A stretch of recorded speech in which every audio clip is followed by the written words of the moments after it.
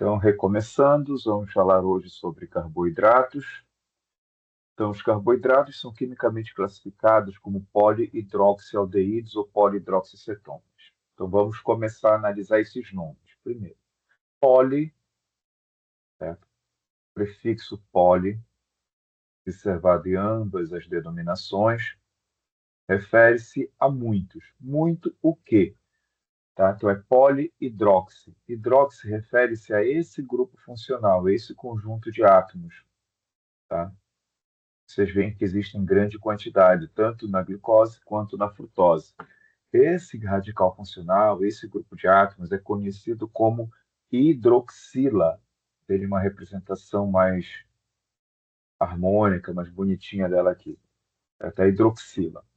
Então, a hidroxila são encontradas em todos os carboidratos um grande número de hidroxilas, certo?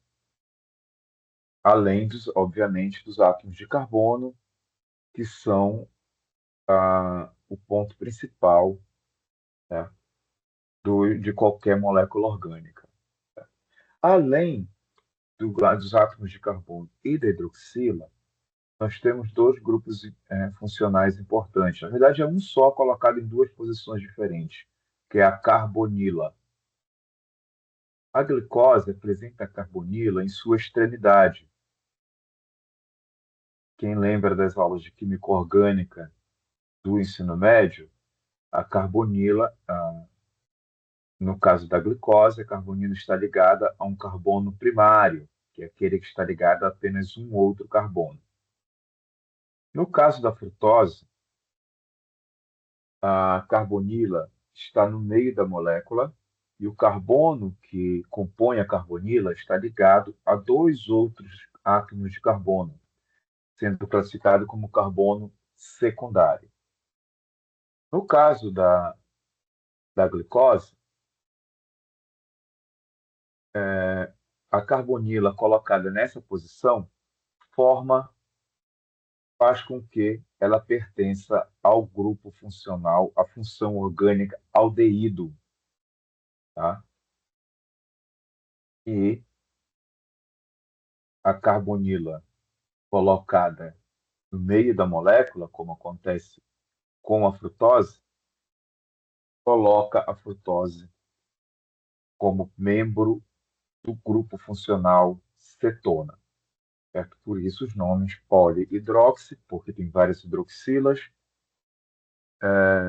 aldeído, no caso da glicose, porque a carbonila está ligada na extremidade, cetona, no caso da frutose, porque a carbonila está no meio da molécula, entre outros átomos de carbono. Tá? Vamos lá. O átomo de carbono, ou melhor, os carboidratos em geral, têm como principal função no organismo a função energética. Okay? Então, ela vai atuar como fonte de energia, regulando diversas funções metabólicas. Então, basicamente, a função da glicose no nosso organismo é produzir moléculas de ATP. Então, as moléculas de ATP são a nossa bateria química, certo? Apesar de não ser a única função da glicose. Okay? Ah, a glicose, ela pode ficar armazenada no nosso corpo. O correto seria toda a glicose que nós consumirmos ou ingerirmos, consumirmos através das atividades laborais diárias, normais, já que todas as nossas funções motoras, sensoriais, dependem da produção de energia. Porém, isso não é o que acontece. Então, a dieta humana hoje é composta por uma quantidade muito maior de carboidrato do que nós conseguimos consumir, do que nós conseguimos. É uma realidade muito diferente dos nossos antepassados.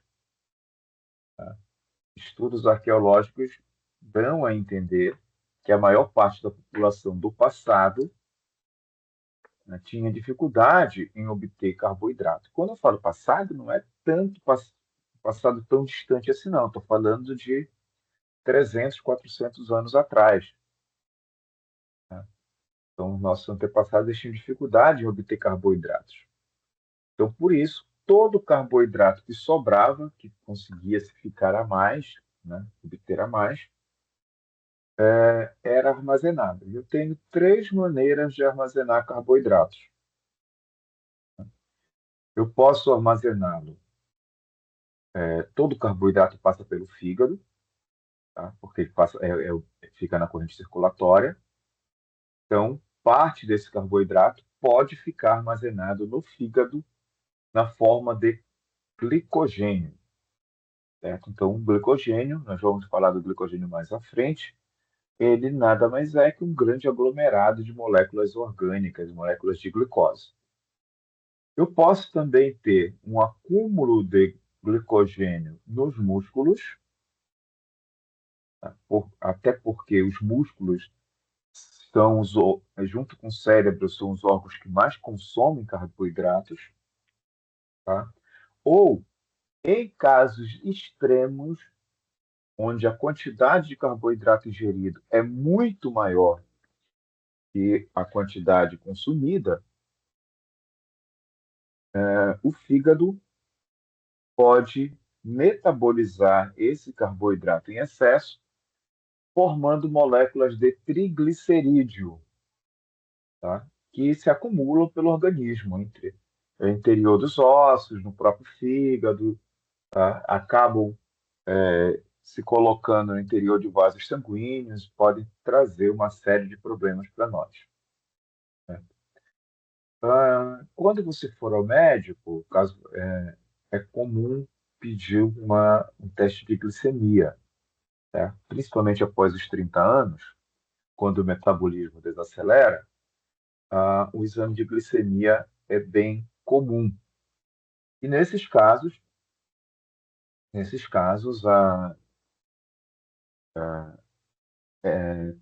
a glicemia passa a ser, explicando rapidamente, é a quantidade relativa de carboidratos ingeridos em relação à velocidade com que o carboidrato pode ser absorvido pela célula, né? Isso vai trazer uma série de situações, que nós vamos falar ainda hoje, relacionadas a doenças resultantes desse acúmulo excessivo, como o caso do diabetes, que é a mais comum, tá? E também bastante perigosa, tá? Agora eu preparei um videozinho, na verdade eu trouxe um videozinho aí bem explicativo, tá? Espero que vocês gostem, é rapidinho, só alguns poucos minutos, tá? Falando justamente dos tipos de carboidrato e a sua importância para o organismo humano. Vamos lá. Isso aqui.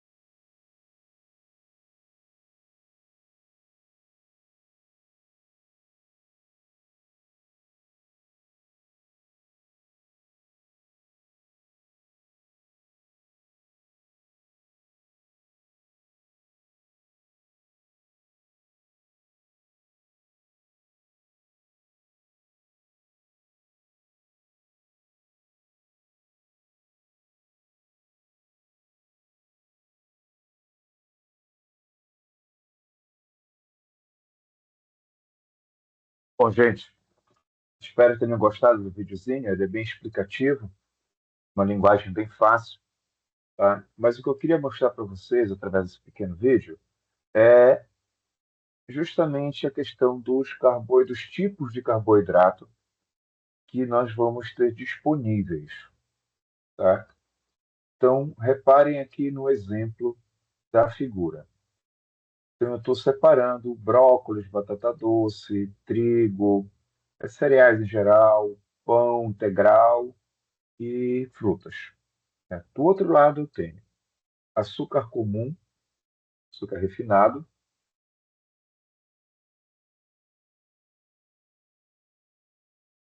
tá? Açúcar refinado, biscoitos, chocolate, bolos e pão branco, pão convencional, né?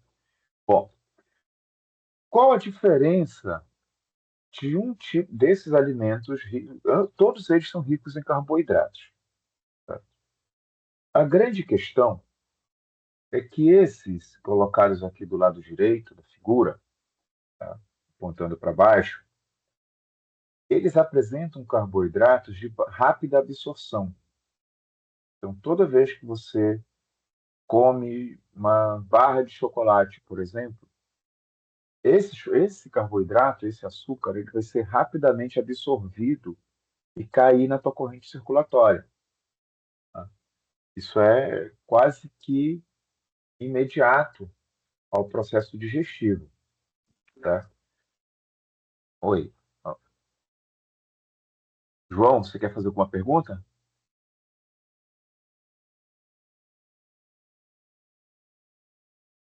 João ligou o microfone rapidinho.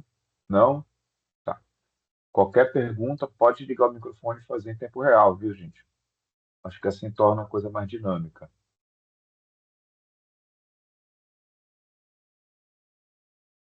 Então, chegamos ao nosso número médio de participantes. Então, bora continuar.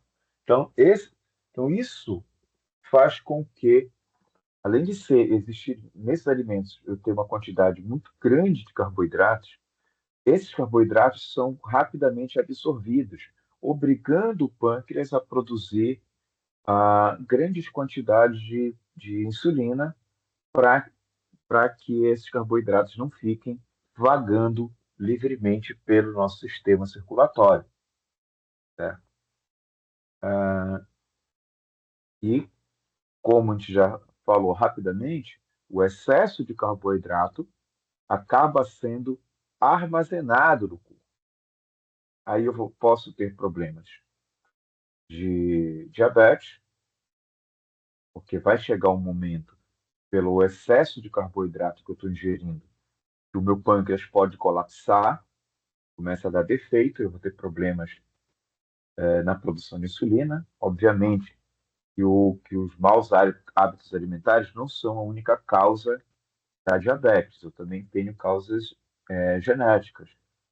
Porém, aí vem o grande porém, hábitos alimentares, estilos de vida em que eu consumo muito carboidrato, tá? Acentuam, aceleram e aumentam muito os riscos do desenvolvimento dessa doença. Por outro lado, os alimentos de origem natural que apresentam carboidratos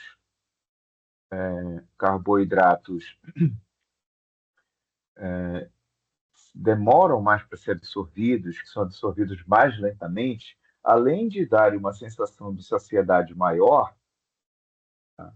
Além de dar uma sensação de saciedade maior, você fica satisfeito por mais tempo, ele também faz com que a insulina que o pâncreas precisa produzir, tá, seja liberada de maneira gradual. Então, eu não vou precisar de grandes quantidades de insulina, porque esse carboidrato está sendo digerido e absorvido de uma maneira mais lenta, tá? Então, com isso, eu consigo manter um equilíbrio no meu organismo, ok? Continuando, vamos lá. Eu tenho 4 processos relacionados à ingestão de carboidratos, especialmente a glicose. A gente vai falar muito da glicose, porque disparado é o carboidrato mais utilizado pelo organismo humano. Na verdade, não só pelo humano, pela grande maioria dos seres vivos. Certo? Então, o primeiro deles é a glicólise. Tá? Então, a glicólise é o processo de quebra da molécula de glicose. Então, ingerir uma maçã, por exemplo, o processo digestivo vai reduzir a estrutura da maçã a uma massa, tá? A moléculas, na verdade, e essas moléculas vão ser absorvidas no intestino. A insulina vai trabalhar, vai colocar essa glicose, essas moléculas de glicose para dentro do corpo, das células, e a partir daí eu tenho o processo de glicólise, que vai iniciar no citoplasma e vai finalizar na mitocôndria, aqui na organela mitocôndria. Tá? Então, durante esse processo, a glicose vai ser quebrada. Tá? Tem um resuminho aqui. Ó. Então, eu tenho uma molécula com 6 carbonos, eu vou terminar com uma molécula com 3 carbonos. Nesse processo, eu vou produzir ATP e NADH, certo? Que são as moléculas com função energética no meu organismo. Certo? Para clarear um pouquinho mais, para ficar mais claro um pouco, eu também separei um videozinho aqui para que nós possamos entender melhor. Espero que ajude. Vamos lá. E aí que a gente acha que o negócio não quer funcionar. Vai funcionar agora.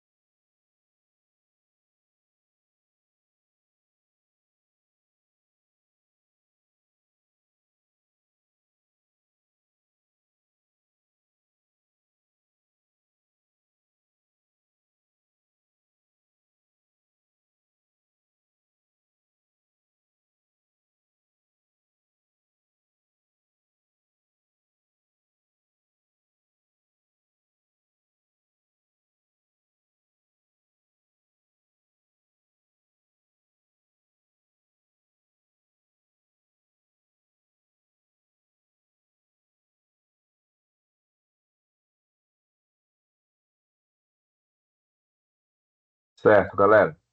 Então, olha só. Então, tudo começa, o processo todo recebe o nome de respiração celular. Então, é para isso que nós absorvemos oxigênio. Certo? Então, a glicose, que é uma célula eucarionte, tá? Normal, presente em todo o nosso organismo, só mudando de forma e as estruturas internas. Tá? Então, a glicose entrou, ela vai até a estrutura que a gente chama. Opa, Grazi, pode Professor, falar. Pode falar.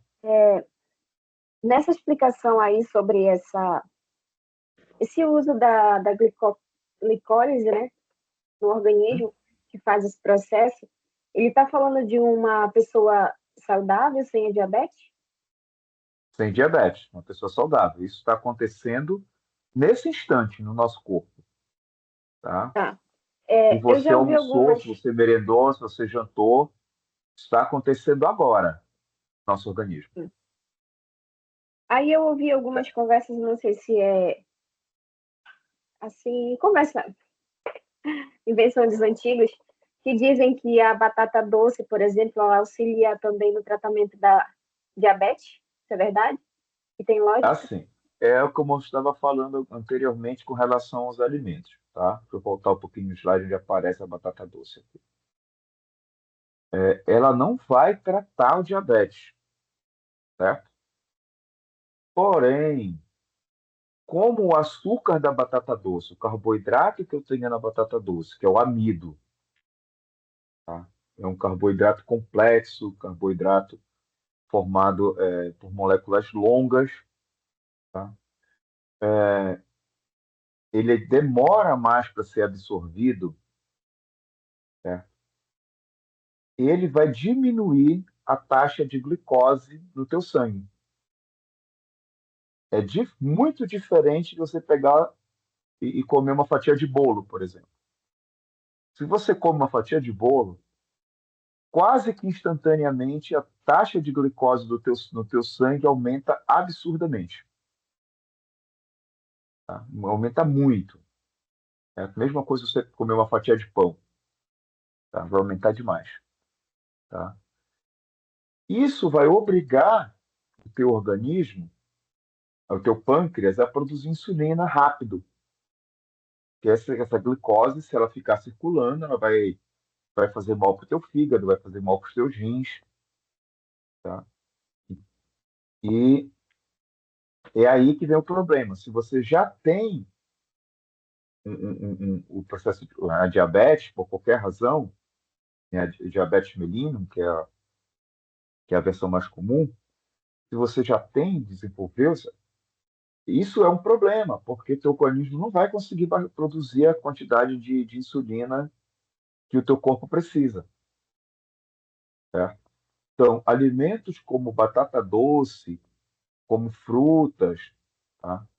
Eles vão ajudar o teu corpo a não aumentar o nível de glicose. Tá? Então, Isso ele é uma vai. pessoa saudável, né? Não, mesmo em uma pessoa diabética, tá? Mesmo em uma pessoa diabética. Então, A uma pessoa pessoa, com diabetes, ela tem que tirar da vida dela alimentos como bolo, pelo menos em grande quantidade, pão em grande quantidade, alimentos ricos em açúcar refinado, tá? Doces em grande quantidade, biscoito industrializado, tá? Isso tem que sair da vida dessa pessoa.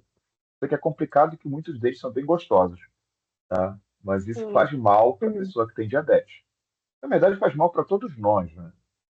Tanto quem tem diabetes como não. Certo? Mas para a pessoa que tem diabetes, isso aqui é veneno. Certo? Por quê? Porque a pessoa, se ela tem diabetes, ela não vai conseguir produzir a insulina na quantidade que precisa. Agora, se você substituir por alimentos saudáveis, como a batata doce aqui, tá? O carboidrato da batata doce,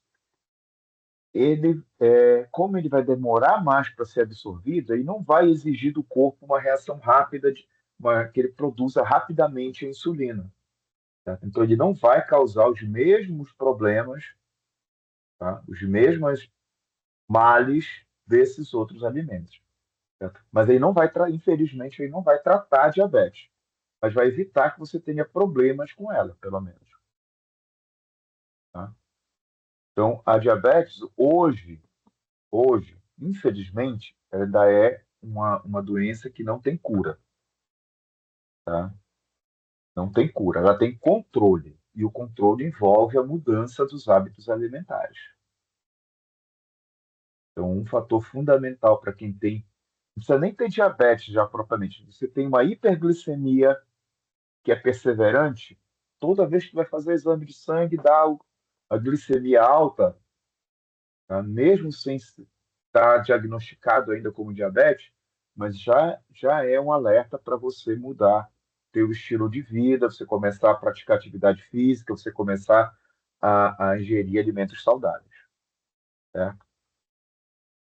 Tá? Ficou claro agora? Consegui Sim, professor. sanar a dúvida? Sim. Obrigada. Tá, ok. Tá? Muito bom, gostei bastante da interação, tá? Então, assim, voltando lá pro videozinho lá que fala da glicólise, tá? Tá? Então, como eu estou falando aqui, como ele está falando da respiração celular. Eu queria avançar esse vídeo sem ter que tocar ele de novo. Deixa eu ver se eu consigo.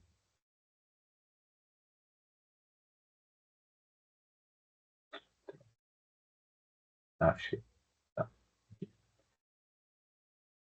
Então, essa estruturazinha que está aparecendo aqui chama-se mitocôndria.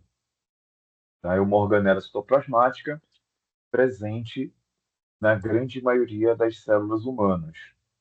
Né? O trabalho dessa mitocôndria é justamente fazer a respiração celular. Então, quando ele começa o processo, deixa eu ver se eu chego aqui. A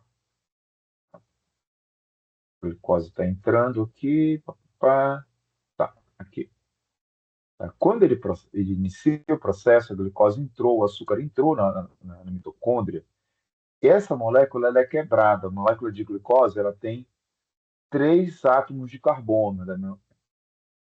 Ela é quebrada em 2 átomos, em 2 moléculas com 3 átomos de carbono e ganha uma partícula de fosfato, tá? Transformando a glicose em piruvato. Nesse primeiro momento, a célula vai consumir 2 moléculas de ATP, tá? 2 moléculas de ATP. É aí que está a questão. Aí o processo vai continuar, esse é a glicólise, o início da glicólise, e ele vai entrar num outro processo chamado ciclo de Krebs. No ciclo de Krebs, ela vai começar a ser quebrada de novo, e de novo, e de novo, e de novo, e de novo, e de novo. Tá? Nesses vários momentos de quebra da molécula de glicose, ela acaba produzindo 34 moléculas de ATP. Certo? Tirando, subtraindo das 2 que ela consumiu, que foram consumidas no início, fica uma margem, um superávit de 32 moléculas de ATP produzidas, no total para cada molécula de glicose. Certo? Lembrando que o ATP, a adenosina trifosfato, é a nossa moeda energética, é a nossa bateria. Então, é ela que vai chegar em suas ligações químicas que extrai energia, que vai movimentar os músculos, que vai fazer a sinapse nervosa, que vai estimular o transporte de substâncias pela membrana plasmática. Tá? É esse ATP que vai movimentar o nosso corpo. Certo? Voltando lá. Então, como eu estava falando para vocês, o primeiro processo é a glicólise. Tá?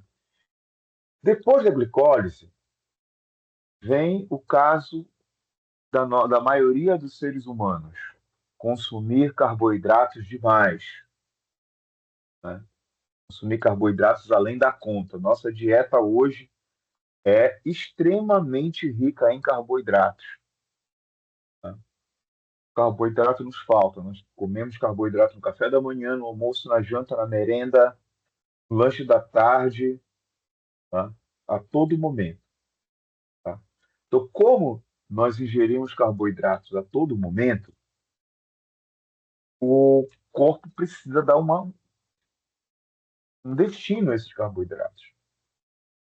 Tá? Aí é que entra o trabalho do fígado e dos músculos. Então, esse carboidrato ele é metabolizado e transformado em uma molécula grande, uma molécula maior, tá? Composta por vários átomos de glicose, chamada glicogênio. Esse camarada bem aqui, ó, glicogênio. Esse glicogênio, o que está bem aqui, ó, nessa figura. Então, a glicogênese é isso aqui. Você comeu, tá? Tá aqui um prato bem recheado, bem adubado, tá? Automaticamente tua glicemia vai subir. Tá? Então, se você for fazer um exame em que seja contada a tua glicemia, ou levar em consideração a tua glicemia, a primeira coisa que a pessoa do laboratório vai dizer é que você tem que ir em jejum. Né? Porque você se alimentou, a tua glicemia subiu, porque a nossa alimentação é rica em carboidrato. Tá? Aí a insulina vai agir, colocando parte dessa glicose para dentro da célula. Entrou tudo que tinha que entrar na célula, o corpo não tem mais utilidade para esse tanto de carboidrato, ele começa a metabolizar e transformar esse carboidrato em glicogênio. O nome desse processo é glicogênese. Tá? Glicogênese. Esse glicogênio pode se alojar no fígado ou pode se alojar nos músculos. Isso é uma herança evolutiva nossa. Isso vai vir da época, como eu disse, em que os nossos antepassados gastavam mais energia do que tinham para obter. Então, qualquer carboidrato a mais que ele conseguisse, ele não ia jogar fora. Ele ia tentar armazenar, certo? Os músculos usam esse glicogênio todas as vezes que há uma necessidade de um esforço extra. Toda vez que nós precisamos de uma força a mais, tá? Ocorre a queima do carboidrato pelos músculos. Então, daí que vem aquela energia extra, quando você está em perigo, ou alguém que você gosta está em perigo, você não sabe de onde vem aquela energia, vem do glicogênio. Certo? Eu não sei como eu esmurrei a cara daquele bandido, eu não sei como eu consegui nadar até lá, não sei como eu consegui correr tão rápido, através do glicogênio. Na verdade, são vários processos envolvendo hormônios, inclusive, como adrenalina, noradrenalina, mas eles tiram essa energia do glicogênio, tá? Porque é um carboidrato que vai estar facilmente disponível, porque já vai estar nos músculos. O glicogênio que está no fígado, ele vai atuar sobre a influência do glucagon. Então, eu tenho um esquema aqui do lado, falando mais ou menos isso. Então, esse que a gente vai chamar de glicogênese, gliconeogênese, na verdade, o glucagon, tá? Antes, vamos voltar um pouquinho, deixa eu recapitular um pouquinho aqui para vocês. Esse glicogênio do fígado só vai ser usado quando você passar por uma fome, a abstinência de carboidrato muito longa, ou quando o teu consumo de carboidrato for muito alto. Né? Aí agora eu vou falar do glucagon. Caso você tenha um déficit calórico muito intenso e muito duradouro, tá? Que vai passar vários dias de fome, por exemplo, tá? Você caiu de paraquedas no meio do deserto, não tem nada para você comer, tá? Vai passar 1, 2, 3, 4, 5 dias. O teu corpo vai, primeiro, consumir todo o carboidrato disponível e vai caçar carboidrato por todo o teu organismo, certo? Todo o teu organismo. É isso que acontece quando tu vai para uma fila de banco, por exemplo, sem comer nada. O teu corpo chega aquele momento que ele precisa de carboidrato, precisa de energia, ele vai caçar e não acha. O nosso cérebro é um grande consumidor de carboidrato. Ele consome muito carboidrato. Então, para evitar que você tenha alguma lesão, algum problema, ele desliga, ele vira a chave, tá? Aí você desmaia, tá? Então, é comum ocorrerem desmaios quando a tua glicemia está muito baixa. Tá? Então, quando isso acontece, você não tem mais carboidrato, já consumiu carboidrato das células, já consumiu carboidrato do sangue, já consumiu carboidrato dos músculos e do fígado, o corpo começa a correr atrás de outras fontes de carboidrato. Aí entra o tal do glucagon. Tá? O glucagon vai obrigar o organismo a tirar energia de outras fontes, como, por exemplo, gordura, que é uma substância difícil de digerir, e proteína. Então, dependendo do tempo do teu déficit calórico, da tua fome, tá? O teu organismo pode, inclusive, atacar as tuas fibras musculares para tirar energia. não é uma boa fonte de energia, os músculos não são boas fontes de energia, tá? Produzem bem pouquinha energia, mas vai ser o tudo ou nada para sobreviver, tá? Então, é por isso que é importante pessoas que têm alto gasto calórico em suas atividades diárias, como atletas profissionais, pessoas que trabalham em atividades que demandem muito esforço físico, é muito importante que elas se alimentem bem, tá? De preferência com alimentos ricos em carboidratos de boa qualidade, tá? Por isso que o pedreiro come muito, né, professor? É por isso que pedreiro come muito, é verdade. Muito respeito aos colegas da construção civil, olha, muito respeito, porque o trabalho deles não é fácil. Há algum tempo atrás eu vi um estudo que um jogador de futebol, por exemplo, profissional, dependendo obviamente da posição, do jogo, etc., condições de campo, mas ele pode chegar a perder até 5 quilos de massa corporal durante uma partida. Tá? Lógico que nem tudo é carboidrato, nem tudo é gordura. Tem água também, tem várias situações. Mas é muita coisa. Você, em cerca de 2 horas, você perder 5 quilos de massa é muita coisa. Tá? Então, o pessoal pensa que atleta profissional só come folha. Não, ao contrário, é feijoada, macarronada, tá? Muita fruta, muita água. Tá? Então, a alimentação tem que ser bem reforçada para pessoas que têm atividade laboral com muito gasto energético.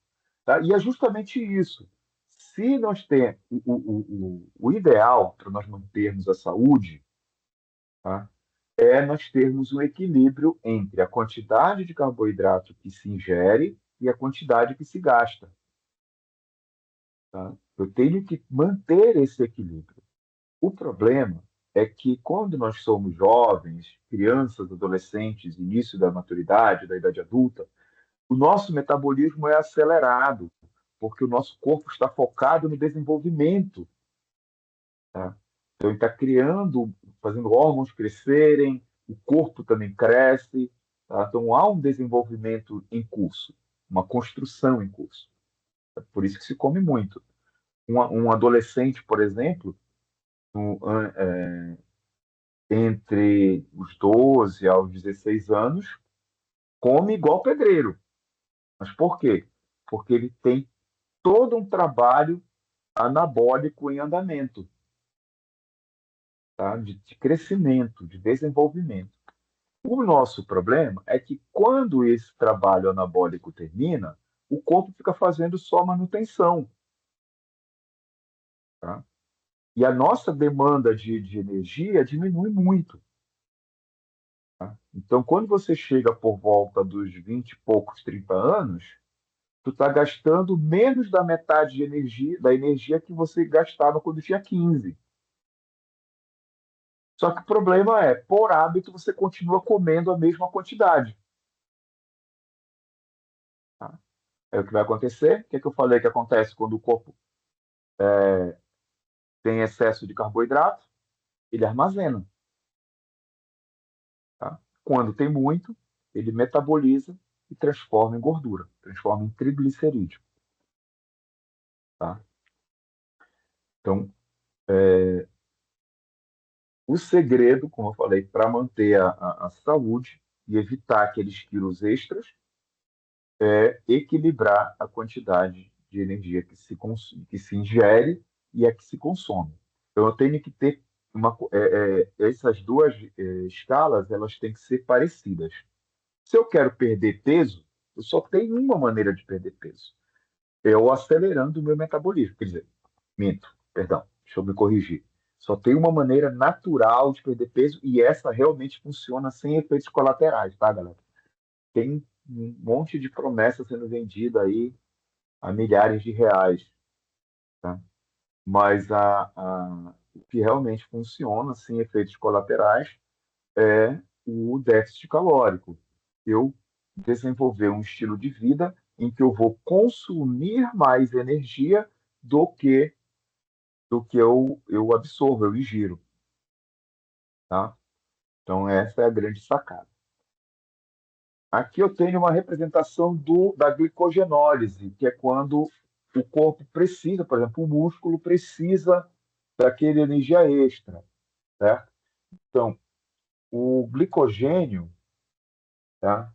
Uma enzima chamada glicogênio fosforilase, ela quebra a molécula de glicose, que está formando o glicogênio, liberando essa glicose com um fosfato. Tá? E isso vai acontecer, pode acontecer diversas vezes, tá? Diversas vezes, a fim de liberar esse carboidrato extra de reserva, tá? Para meu sistema circulatório e, por consequência, para as minhas células. Ok? Existe outro processo, além da respiração celular, que também é utilizado por outros organismos para a produção de energia, que é a fermentação. Então, eu tenho dois tipos de fermentação. A chamada fermentação láctea, tá? E a fermentação alcoólica. A fermentação láctea, basicamente, resulta na produção de ácido lático ou piruvato. Tá? É um tipo de fermentação, no caso, a produção de piruvato é realizada por um fungo do gênero Aspergillus e é utilizada na fabricação de molho shoyu. O piruvato também pode ser, perdão, também pode estar relacionado, ser produzido pelos lactobacilos e ser usado na fabricação de laticínios, queijos, iogurtes, coalhadas, etc. Agora, a levedura Saccharomyces, tá, é utilizada tanto na produção de bebidas alcoólicas, repara que eu estou mostrando para vocês a produção do etanol. Tá? Então, essa levedura vai pegar o açúcar, a glicose, transformar em um álcool, tá? Que é o etanol. Tá? Nada a ver com o outro que está intoxicando a galera, tá, gente? O outro é metanol. Eu não consigo escrever com esse negócio aqui. Né? Metanol. Quando eu disse metanol. Tá? Quem lembra das aulas de química orgânica do ensino médio, o metanol tem uma composição química, tem apenas um átomo de carbono em sua composição. Né? Qual é o problema? É que ele tem um índice de toxicidade, principalmente para o sistema nervoso, extremamente maior do que o etanol. O etanol também é tóxico, tá? Também é um tóxico para o sistema nervoso, só que o metanol é disparadamente mais tóxico. Tá? E eu posso usar a mesma levedura na fabricação de pão. Na verdade, é usado na fabricação de pão. É o que tem no fermento.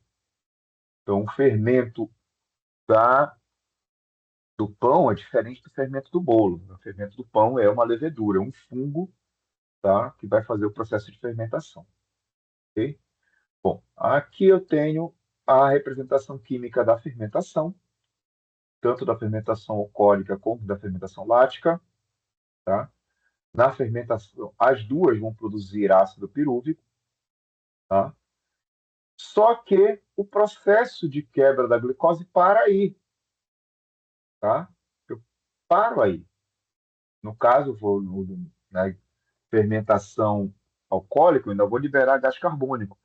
Mas aí eu não tenho outras etapas de quebra dessa molécula. Tá?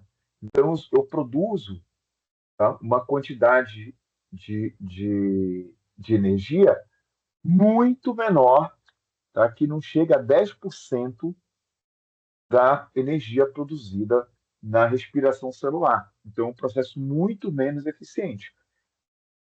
Apesar de não ser tão eficiente, mas até as nossas células às vezes utilizam. Então, quando você está fazendo um esforço físico muito grande e acima da tua capacidade, depois você fica cheio de dor muscular.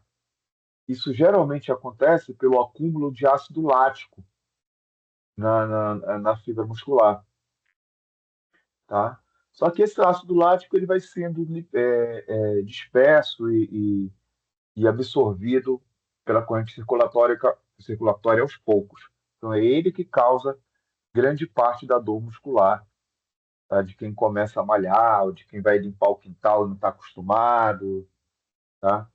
Aquelas dores típicas do excesso de esforço, ok? Uma questão que eu gosto sempre de lembrar quando eu falo de respiração celular, ou, perdão, de glicose, é que nós não temos a capacidade de gerar glicose, de produzir glicose, tá? Então eu tenho organismos, tá, que produzem essa glicose para mim, para nós, no caso, que são os vegetais. Então os vegetais fazem o processo que nós chamamos de fotossíntese. Então, capta a luz solar, na presença de água e gás carbônico, vai liberar a glicose, os açúcares, né, os carboidratos, e gás oxigênio. Certo? Na figura anterior, eu tenho a estrutura da molécula de celulose. Então, a glicose, a fotossíntese produz tanta glicose que o organismo acumula, que o organismo vegetal acumula, formando uma parede, tá? Uma estrutura como que essa rede que está aparecendo aqui embaixo, tá? Além de acumular na forma de amido também. Então, os carboidratos, açúcares formados pelos vegetais é que nos alimentam, tá? O açúcar não é uma substância que seja produzida por nós, nós temos obrigatoriamente que consumir. Como eu havia falado, a, os carboidratos eles exercem outras funções no nosso organismo, além da produção de energia. Então, os carboidratos podem estar presentes em macromoléculas importantes, como o caso do DNA e do RNA. Então, o DNA apresenta a macromolécula, ou perdão, o carboidrato chamado de desoxirribose, uma pentose. Nós vamos ver daqui a pouquinho. Os carboidratos são classificados pela sua complexidade e os mais simples são classificados de acordo com o número de átomos de carbono em suas moléculas.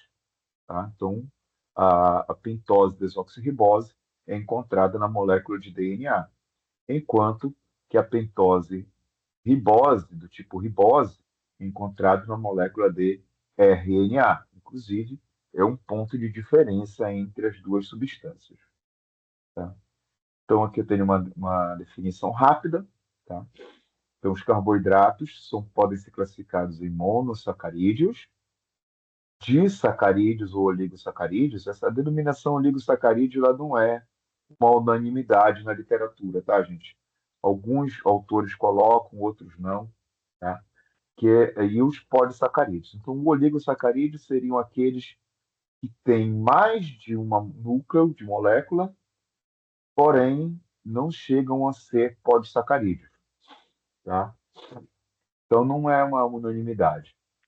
Então, aqui está mais claro. Então, os glicídios são os açúcares ou sacarídeos, carboidratos e hidratos de carbono são os nomes pelo qual vocês podem encontrar na literatura, tá? Bioquímica, certo? E eles são divididos em monossacarídeos, disacarídeos e polissacarídeos. Quem são os monossacarídeos? São carboidratos de molécula pequena que apresentam, em média, no máximo, cerca de 10 átomos de carbono. Tá? Os principais com que nós trabalhamos são glicose, frutose e galactose. Certo? Os disacarídeos estariam entre os oligosacarídeos mais comuns. Tá? Eles são moléculas maiores, formadas por dois núcleos de moléculas, que, quando decompostas, dão origem a dois monossacarídeos. Exemplo, a sacarose, eu tenho aqui esse exemplo aqui. Ó. A sacarose, ela é formada, quando decomposta, forma uma molécula de glicose e uma molécula de frutose. A sacarose é o açúcar comum. tá? Extraído da cana ou da beterraba, tá? Então, é o nosso açúcar comum. A lactose, que é o açúcar encontrado nos laticínios, em modo geral, é formado por uma molécula de glicose e outra de galactose. E a maltose, que é usada na fabricação de doces, é uma molécula, duas moléculas de glicose, tá? Então, são moléculas maiores formadas pela união de dois núcleos. Os polissacarídeos já são moléculas formadas por muitas moléculas de monossacarídeo, como se tivesse vários núcleos de monossacarídeo formando uma molécula maior. É o que eu tenho naquela representação da celulose. Então, isso aqui é um polissacarídeo, tá? Isso aqui são várias moléculas de glicose e vocês percebem que a molécula continua, né? As moléculas continuam. Aqui foi representado só um pedaço delas, tá? Voltando aqui mais uma vez à representação. Então, os monossacarídeos, eles são representados, são classificados de acordo com o seu número de átomos de carbono. Aqui, quando eu tenho 3 carbonos, eu tenho uma triose. Se eu tiver 4 carbonos, 1, 2, 3, 4, tenho uma tetrose. 5 carbonos, eu tenho uma pentose. 6 carbonos, uma hexose, tá? Que são as hexoses, são as mais comuns, tá? Mais variadas, tá? Que eu tenho a molécula de ribose pelo meio, e aqui eu vou ter uma molécula de glicose também pelo meio, frutose, etc. Aqui está a representação da união, né, da formação da sacarose, tá? Formação da sacarose. Então, desse lado eu tenho a glicose e desse lado eu tenho a frutose, tá? Ah, esse momento, esses dois átomos aqui, esses dois núcleos de átomos aqui, o hidrogênio e o óleo e a hidroxila, vão ser liberados, tá? E vão sair daqui, tá? Nisso que eles vão sair, eles vão formar uma molécula de água, tá? Essa saída vai permitir que a molécula de glicose fique com uma ligação livre e a molécula de frutose também. E elas vão se unir formando a molécula de sacarose, que é o que nós usamos diariamente, certo? Nós usamos diariamente. Além disso, outra função dos nossos carboidratos é na composição de estruturas importantes para a vida, tá? Como, por exemplo, glicoproteínas. Então, as glicoproteínas, então, quem lembra, voltando um pouquinho, quem lembra da composição da membrana plasmática, então a membrana plasmática é formada por essas estruturas amarelas, que são os fosfolipídios, certo? Essas estruturas em azul são proteínas, que podem ser integrais ou periféricas. Integrais, aquelas que atravessam toda a membrana plasmática, periféricas, aquelas que ficam só de um lado ou do outro da membrana plasmática. Os açúcares, os carboidratos, aqui coloca uma situação de monossacarídeos ou alguns oligosacarídeos, tá? Se unem às proteínas e vão exercer funções diversas. Aí eu posso ter glicoproteínas formando sensores que permitem a associação dessa membrana com outras células, com outros micro-organismos, com outras estruturas que estão tanto no citoplasma, podem estar tanto no citoplasma quanto no meio extracelular. Podem formar estruturas rígidas que atuam como defesa, né, impedindo que o ataque físico contra a membrana plasmática. Então, eles vão exercer diversas funções, tá? E aqui, mais uma vez, eu coloco a situação da diabetes e a importância da insulina no corpo. Eu não vou perder muito tempo, a gente não vai perder muito tempo quanto à questão do ritmo, né? É só exemplificar mais uma vez, né? Nós ingerimos, isso é absorvido, certo? A partir do momento que a glicose entra na corrente circulatória, a insulina é liberada pelo pâncreas, tá? E faz com que essa, esse carboidrato entre na corrente circulatória. Quais os malefícios, quais os males provocados pela diabetes no organismo humano? Tá?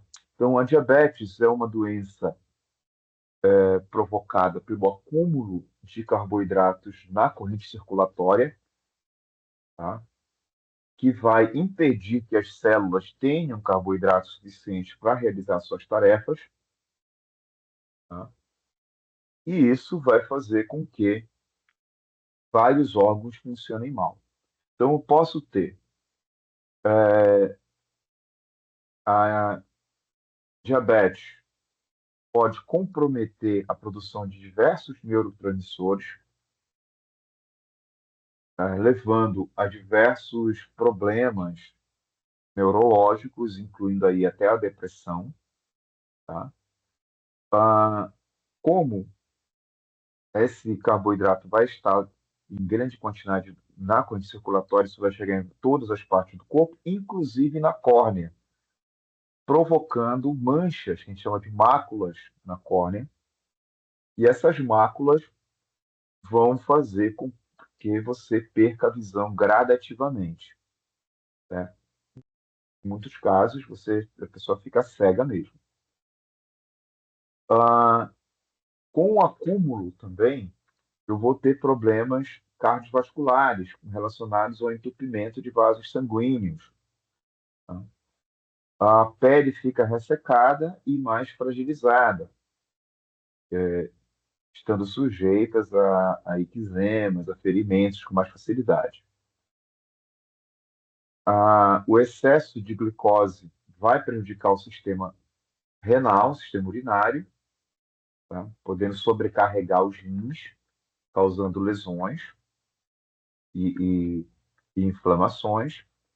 Podemos ter, como está na corrente circulatória, diabetes, e a diabetes atinge, a, prejudica bastante o sistema circulatório e o sistema nervoso periférico, então pode provocar problemas, disfunções eréteis, tá? Pode provocar falta de sensibilidade nos membros inferiores, tá? E pode provocar aquele chamado pé diabético, né? Que é sujeito a ferimentos, a lesões, que são de difícil tratamento, tá? Aqui tem mais uma vez a relação aqui dos problemas relacionados. E para a gente finalizar, um videozinho falando do diabetes.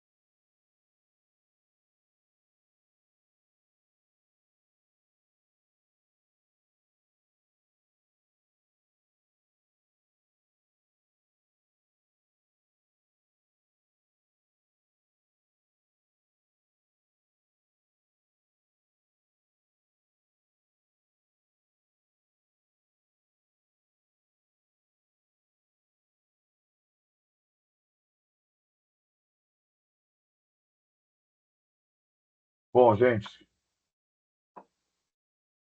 é o que nós tínhamos para hoje. Eu estou optando por aulas um pouquinho mais curtas, porque eu não acho produtivo aulas com 3 horas seguidas. Vocês não vão conseguir assimilar, tá? Além de ficar extremamente monótono. Mais 1 hora e meia, 2 horas já são aulas bastante longas.